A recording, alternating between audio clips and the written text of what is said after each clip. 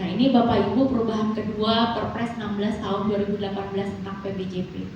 Saya update progresnya karena ini udah ulang tahun kedua ya Pak Heldi ya.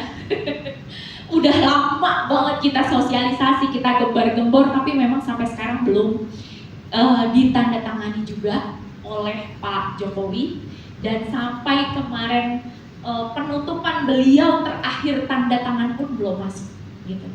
Karena masih ada beberapa usulan dari Kementerian Keuangan. Nanti akan ada tuh usulan dari Kementerian Keuangan tidak boleh merangkap PPK, tidak boleh merangkap sebagai KPA, kembali KPA tidak boleh merangkap sebagai PPK dan sebagainya. Itu usulan mereka seperti itu. Belum mencapai kata deal dan salah satunya ada di SDM. Nah, yang masih menggantung itu ada di poin SDM. Jadi mungkin ketika itu selesai, mudah-mudahan segera gitu ya. Dari dulu ngomongnya segera, tapi memang pada kenyataannya memang ada aja yang masukin usulan. Kemarin terakhir ada dari Kemenpan. Jadi semua UKPBJ di daerah kalau mau bikin peraturan atau ketentuan itu harus berkoordinasi dengan mereka. Itu salah satunya. Jadi agak ribet gitu ya, tapi mudah-mudahan tim SDM bisa menyelesaikan masukan-masukan itu dengan baik, khususnya untuk Kementerian Keuangan seperti itu. Jadi memang masih banyak masukan. Next. Nah ini sebenarnya tujuannya ini Bapak Ibu menindaklanjuti amanat Impres tahun 2022 nomor 2 kepada Kepala LKPP untuk melakukan penyempurnaan peraturan perundang-undangan, perluasan ruang lingkup. Nah kalau dulu APBN, APBD aja, sekarang ada APBD desa.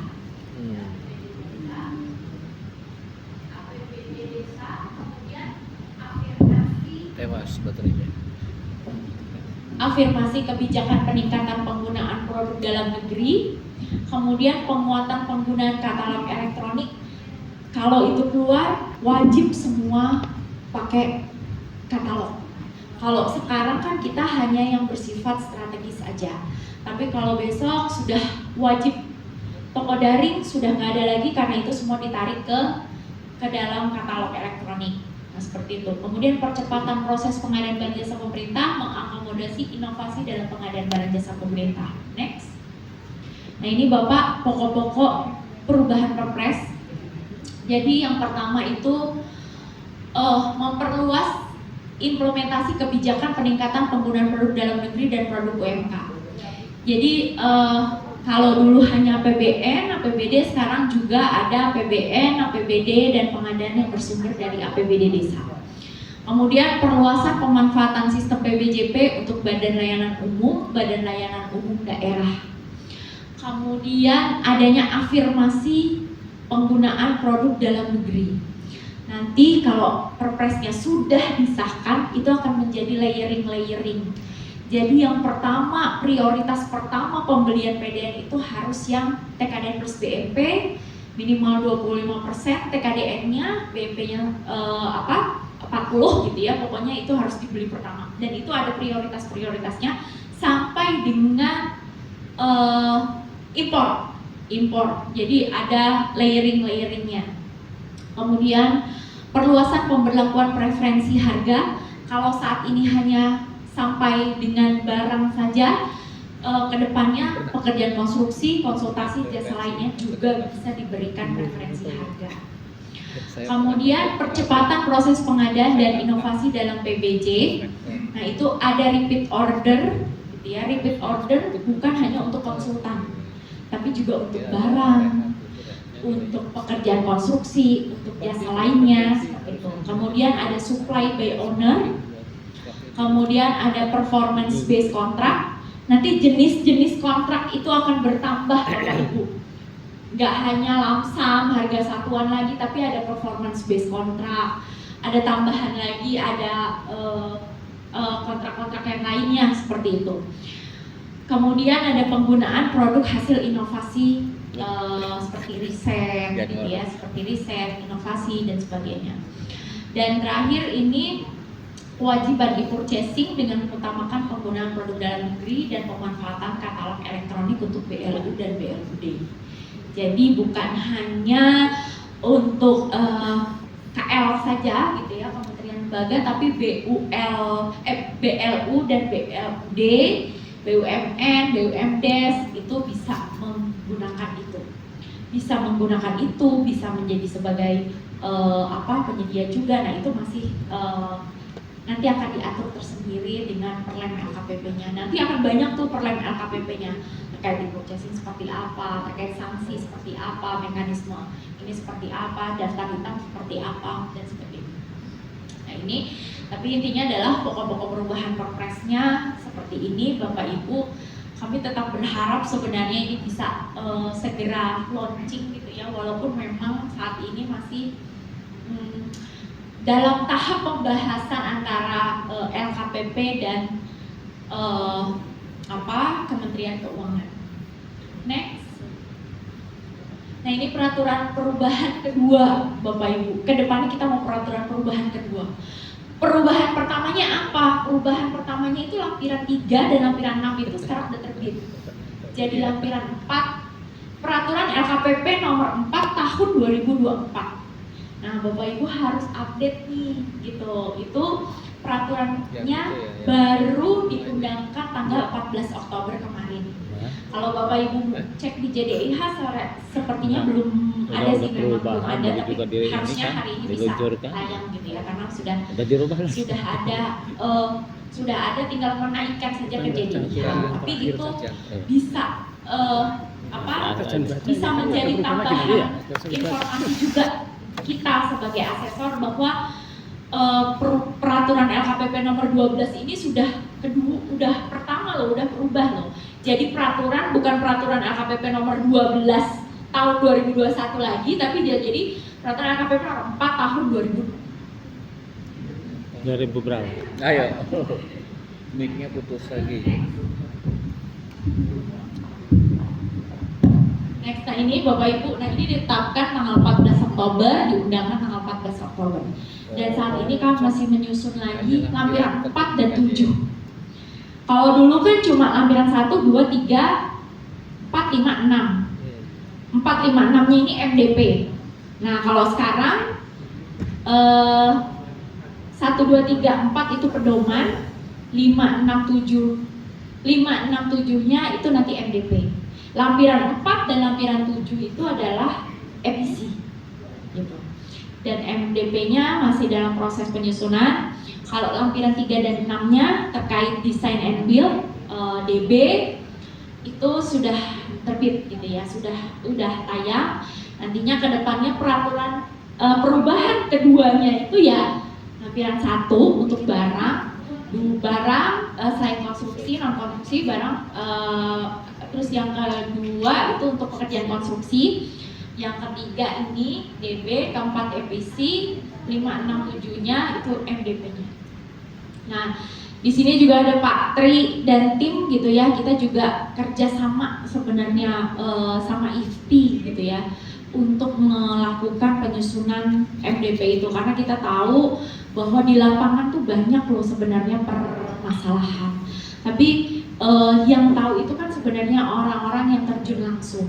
Makanya kita mencoba untuk bekerja sama gitu ya, supaya masukan yang ada itu bisa kita akomodir dalam peraturan ini.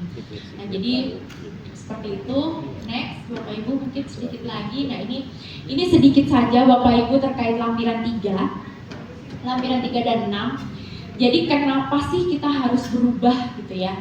Nah ini aturan yang ada saat ini dinilai belum secara rinci dapat memberi keyakinan atas pemenuhan auditabilitas dan audibilitas dalam pelaksanaan dan pengendaliannya. Kalau Bapak Ibu tahu di DB itu pelaksanaannya pasti sebagian besar bermasalah. Kenapa? Karena antara kita pelaksana dan penyedia itu tidak memiliki aturan yang bisa dinilai secara rinci. Contoh auditor kemarin tidak bisa melakukan auditor. Setelah ditanya kenapa bisa seperti itu, karena tidak sesuai dengan peraturan BPKP tahun 2022. Jadi nggak sesuai dengan peraturan itu sehingga semua pekerjaan DB itu tidak layak audit. Oleh karena itu makanya harus dilakukan perubahan aturan yang bisa memenuhi audibilitas dan auditabilitasnya. Dan diharapkan lampiran yang baru keluar tadi itu bisa memenuhi ini. Kemudian beberapa hal yang dinilai berpotensi multitafsir terhadap pengaturan pekerjaan terintegrasi rancang dan bangun lampiran 3 dan 6. Perbedaan konseptual lamsam dalam rancang bangun dan jenis penerimaan hasil pekerjaan berdasarkan keluaran hasil pekerjaan. Kemudian ada perhitungan bobot keluaran ditetapkan dalam kontrak sesuai dengan KPPK dan basic desainnya berdasarkan hasil perhitungan kebutuhan biaya pembangunan gedung negara sehingga masih bersifat bobot gelondongan. Nah ini dianggap oleh auditor itu sulit gitu ya, sulit untuk diukur, sulit untuk dibuktikan. Jadi ya walaupun langsung tetap aja dipretelin satu-satu. Nah mungkin itu sih latar belakangnya. Next. Mungkin sedikit lagi. Next. Nah ini jadi Bapak Ibu, ini hanya 2 perubahannya, pasal 1 dan pasal 2. Jadi di pasal 1 pedoman pelaksanaannya itu mengacu tetap ke lampiran 3 dan model dokumennya mengacu ke lampiran 6. Next, yang pasal 2. Nah, jadi kontrak yang kontrak pengadaan pekerjaan rancang bangun terintegrasi yang sudah dilakukan itu tetap berlaku sampai dengan berakhirnya kontrak. Dan kalau ada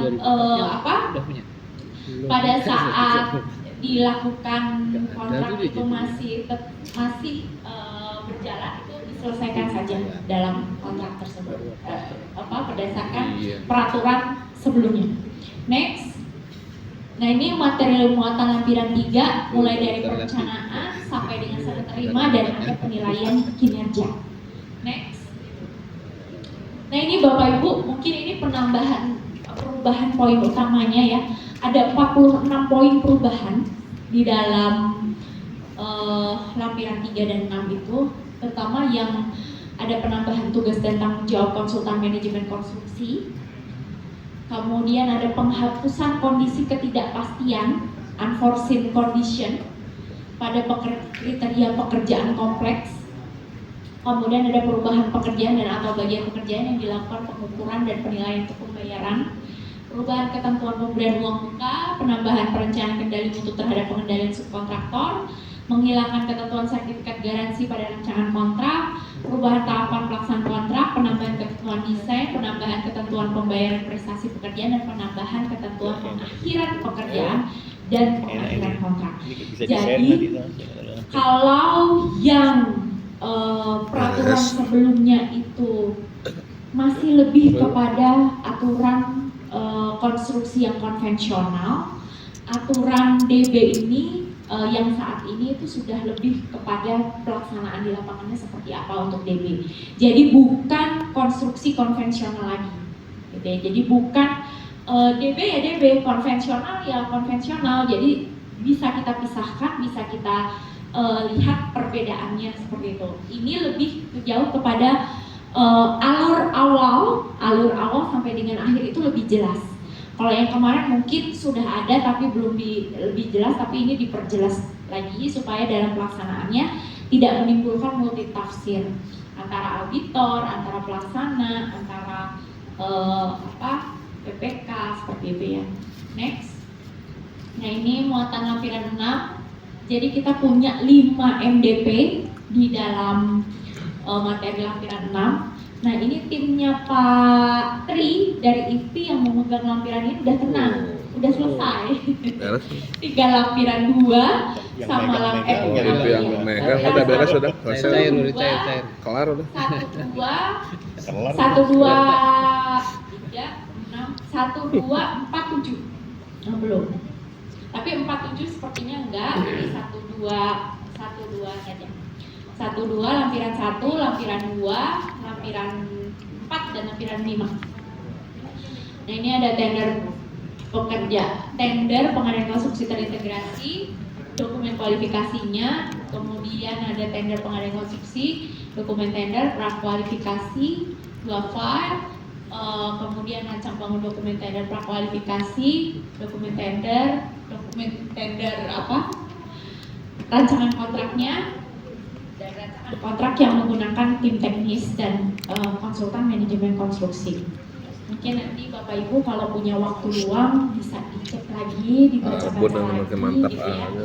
Mungkin kalau ada masukan, monggo silahkan karena kita akan ada perubahan kedua per lab LKPP. Model satu lagi, Pak. Makanya saya bilang lihat dia nomor satu bentuk. Keren. nomor 12 jadi perubahan kedua. Sekarang masih perubahan pertama. Next. Ya, mungkin itu yang bisa saya sampaikan Bapak Ibu. Nah, jadi ini rencana kami gitu ya Bapak Ibu. Rencana kami ke depannya terhadap regulasi-regulasi yang akan kami terbitkan. Nah, peran kita sebagai asesor mungkin ada masukan-masukan dari para senior gitu ya. Ada Pak Meli, Pak Arif Budiman, Pak Edi, Pak Nur, Pak Tri Susanto, Pak Rizky, semua, Mas Eben juga. Ini sangat kita harapkan gitu ya, karena memang masih ada beberapa yang terpending, khususnya lampiran 1, 2. Itu, susah ya Bu Meli ya, untuk menyampaikan persepsi tuh masing-masing ternyata di lapangan tuh perbedaannya beda-beda. Setiap PPK, setiap pelaku pengadaan pasti punya pengalaman dan pengetahuannya masing-masing. Nah, tugas kita menyatukan itu sehingga kalau misalnya nanti ada masukan dari Bapak Ibu terhadap rencana ke depannya nanti gitu ya, itu silahkan saja gitu ya. Kami terbuka gitu, kami melibatkan Bapak Ibu juga. Kemarin melibatkan IPI, nanti kalau Bapak Ibu dari asesor yang mau memasukkan usulannya monggo silahkan, kami mungkin itu Mas Angga, Bapak Ibu, lebih dan kurangnya mohon maaf. Terima kasih, saya kembalikan ke Mas Angga. Assalamualaikum warahmatullahi wabarakatuh. Waalaikumsalam warahmatullahi wabarakatuh. Terima kasih banyak Mbak Desi.